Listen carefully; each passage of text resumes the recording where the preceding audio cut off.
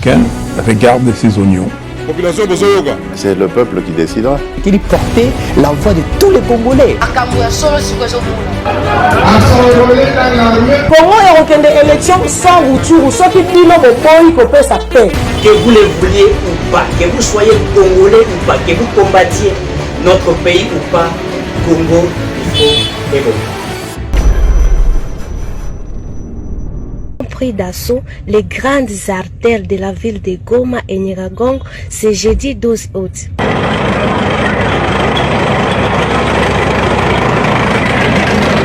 Il s'agit non seulement d'une démonstration de force, mais aussi et surtout d'un message fort lancé à l'endroit des groupes armés locaux et étrangers qui équiment le Nord Kivu.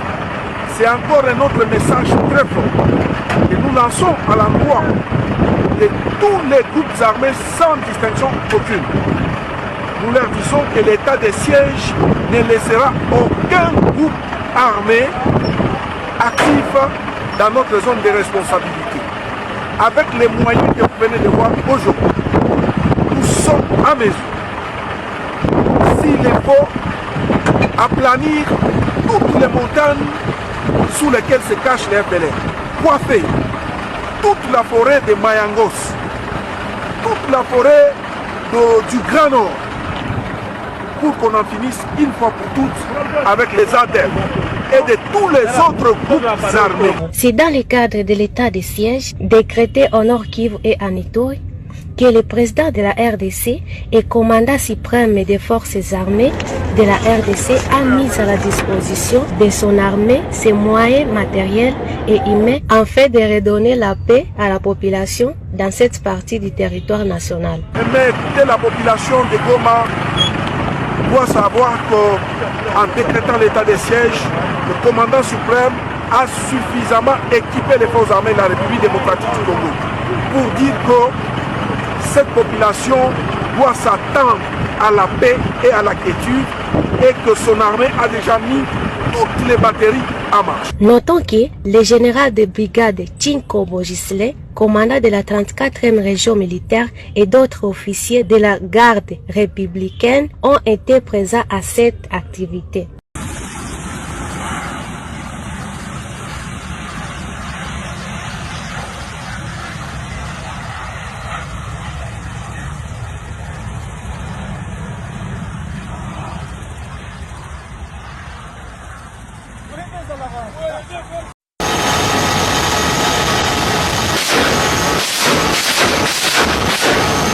Notre série de bombardements continue dans le territoire de Beni et aujourd'hui nous venons de bombarder plusieurs bastions ennemis que nous avons déjà détectés. Hier nous avons bombardé d'autres bastions et aujourd'hui la série de bombardements continue dans le cadre des opérations des forces armées de la République démocratique du Congo. Ici il faut...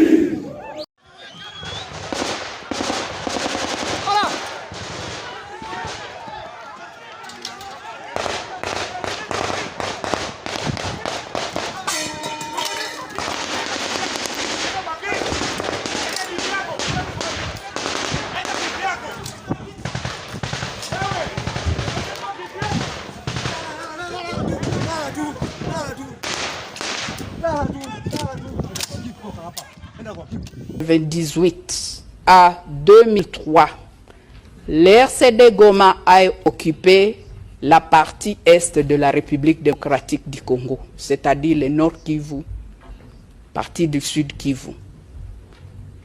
La RCD Goma, Rassemblement des Congolais pour la démocratie, c'était ça. Ils ont occupé cette partie de la République démocratique du Congo avec le soutien de notre voisin, le Rwanda. Ils ont fait 5 ans dans cette partie de notre pays. Mais ils n'ont jamais délogé les FDLR. qui sont des groupes de, je ne sais pas si c'est, comment je peux dire, ce sont des génocidaires, comme il dit, mais ce sont des Rwandais.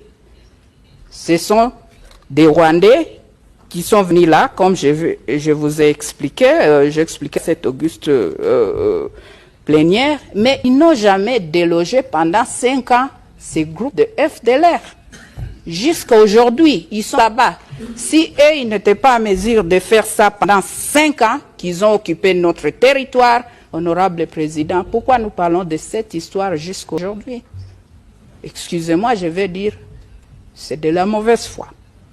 Parce que l'FDLR a tué beaucoup de Congolais, plus que les Rwandais. L'FDLR opère dans notre territoire. Nous avons 2 345 000 km².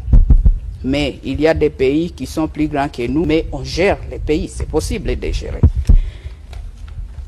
Honorable Président, c'est ça le problème. 2012, il se tient une réunion à Rubavu. Rubavu, c'est au Rwanda, frontière avec le Nord Kivu là-bas. Des ministres de la Défense congolais et rwandais. Ils signent un accord.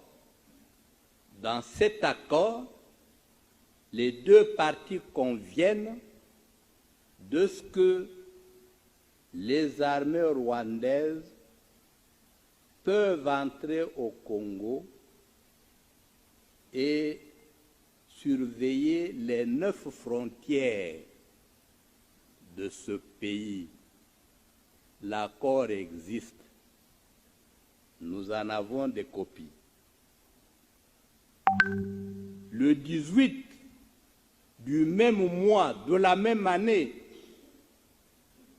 le ministre congolais et le ministre rwandais des Affaires étrangères se rencontrent à Kigali. Ils signent un accord.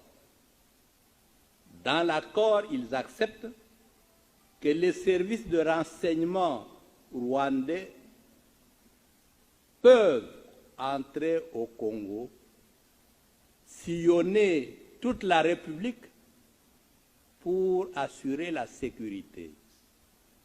Ils le font chaque jour. Nous avons accepté, pendant que nous dormons, les autres circulent, repèrent les sites miniers, contrôlent nos frontières, sillonnent tout le pays. Enfin, c'est-à-dire pour l'exposer, parce que les données, nous en avons à revendre. Vous connaissez le fameux accord du 23 mars 2009 entre le Congo et Kundabatware, le CNDP.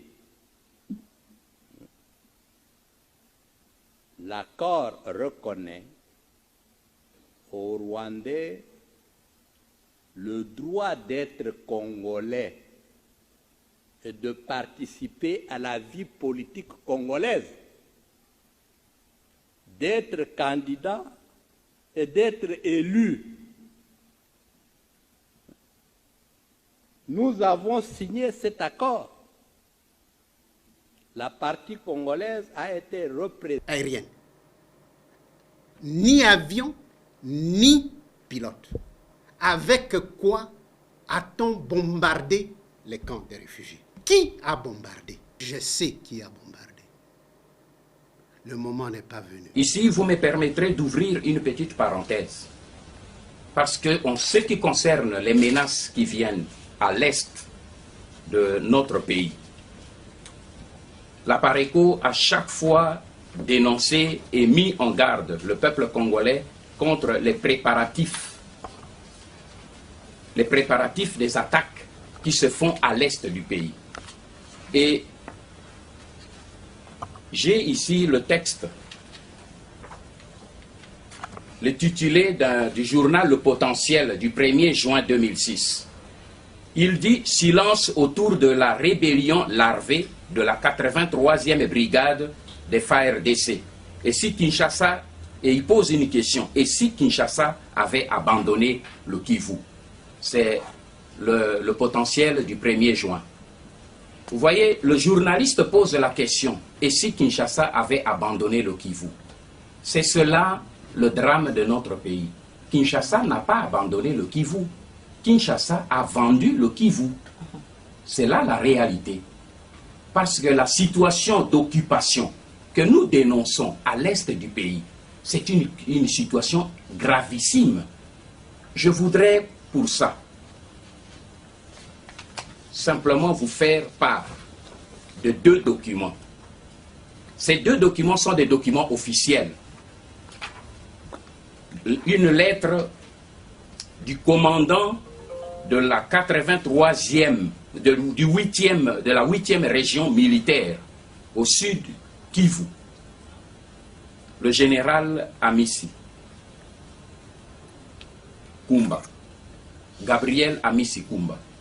L'une de ces lettres qui est là est adressée au commandant en chef de l'armée rwandaise, le chef de la 8e région militaire de notre pays, qui écrit au commandant en chef de l'armée rwandaise, APR. Et qu'est-ce qu'il lui dit? L'état-major général de FARDC vient de planifier une forte offensive contre les éléments des anciens ANC dans le Masisi Ruchuru. Donc, il lui donne l'information sur le plan qui vient d'être envoyé à Kinshasa. Mais voilà ce qui suit.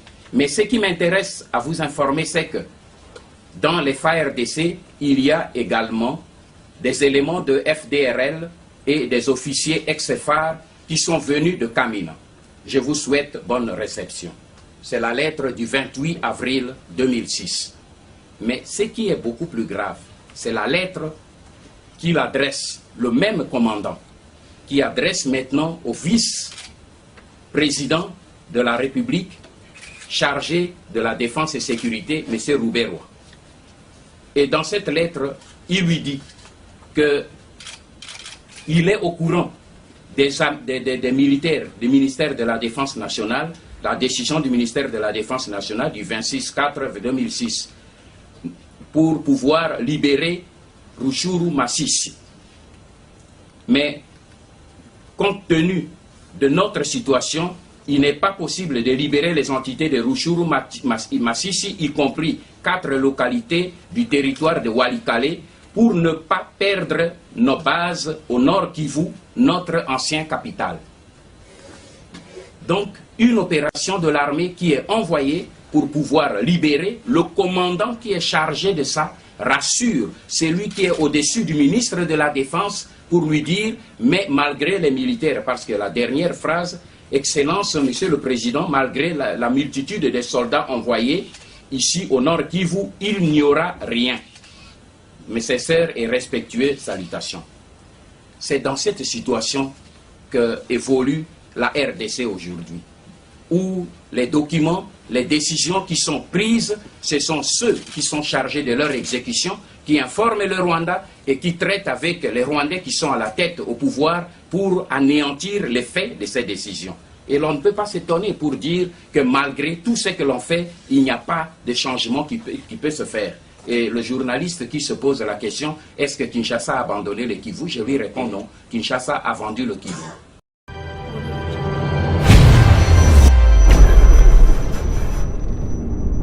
Chacun regarde ses oignons.